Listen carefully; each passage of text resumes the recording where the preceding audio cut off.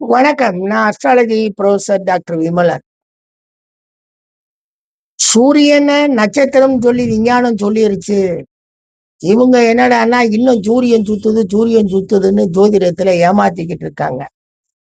அறிவாளிகள் சொல்வது அது உண்மைதானே?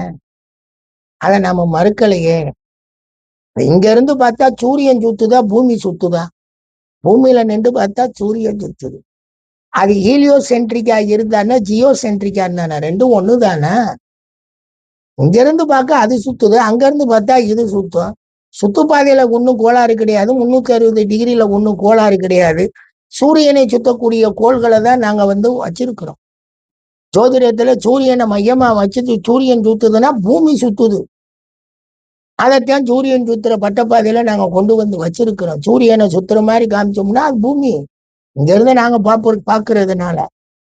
அதனால பலன்களை நாங்க பெருசா மாத்தி எல்லாம் சொல்லல. ராகு கேது கோள்கள் இல்ல. ஆனா ராகு கேதுன்னு 2 நிழல் கோள்களை புடிச்சிட்டு அதுகளுக்கு நட்சத்திரம் 3 3 6 நட்சத்திரத்தை கொடுத்து மகா திசைகள் கொடுத்து அதுவும் இந்த ஜோதிட சாஸ்திரத்துல சுத்துதுன்னு தான் சொல்றோம். அதை சயின்டிபிக்கா எல்லாம் எங்களால ப்ரூவ் பண்ண முடியாது. அது எங்களுக்கு நல்லா தெரியும்.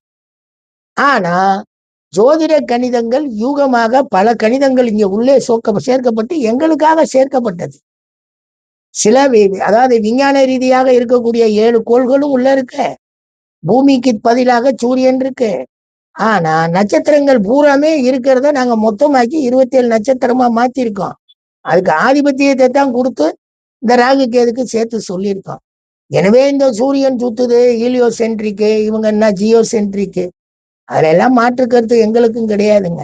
எல்லாம் ஒண்ணுதான். அந்த காலத்துல எங்கிட்ட டெலஸ்கோப்பு கிடையாது, கண்டுபிடிச்சவன் சூரியன் சுத்துறங்கிறத வச்சு கண்டுபிடிச்சான். இன்னைக்கு டெலஸ்கோப் வந்திருக்கு, அதனால இங்க இருந்து நீங்க அதை பாக்குறீங்க, அது நிக்குது, இது சுத்துதுன்னு சொல்றீங்க. நாங்க ஒண்ணும் மறுக்கலையே. நன்றிங்க.